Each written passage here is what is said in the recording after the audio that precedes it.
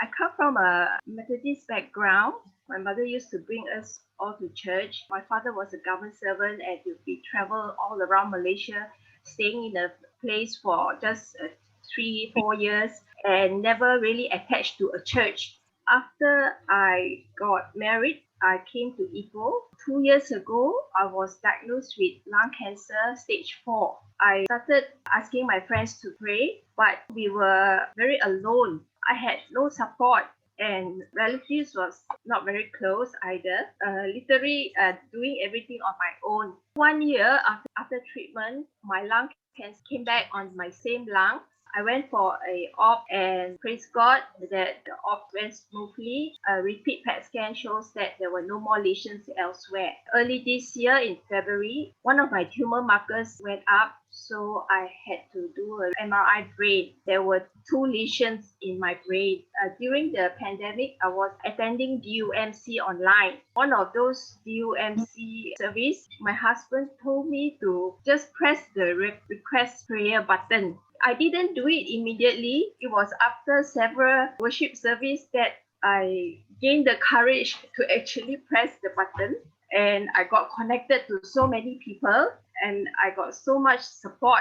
Now I realize that I should have put God first. When I got connected with the UMC pastor, she got me connected to Mimi Wong, and she was the one who invited me to Alpha so that I can connect with more people. I have grown a lot. Last time when I do quiet time, it was usually a quickie, a 10 minutes thing I'll rush through. But this time is very different. I look forward to do my quiet time. Every day, the devotion is very relevant to me.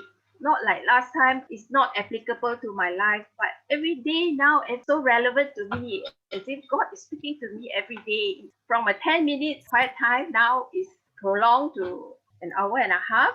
That part of my life has changed. And before I got my brain lesions, I used to pray for God's healing upon me. I realized that God does not want us to only be interested in what we can get out of Him. Matthew 6:33 says, "Seek ye first His kingdom and His righteousness, and all these things will be given to you as well."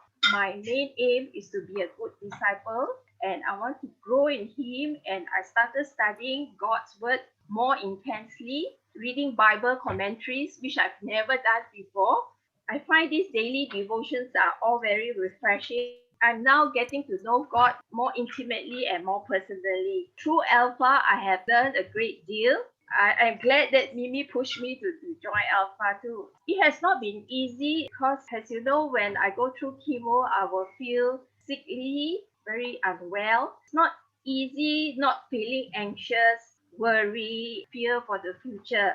He will give me the strength to overcome all these anxious thoughts and worry. I always remind myself of His promises that He is in control and that He will heal me according to His plan. We just have to trust Him. He will give us peace.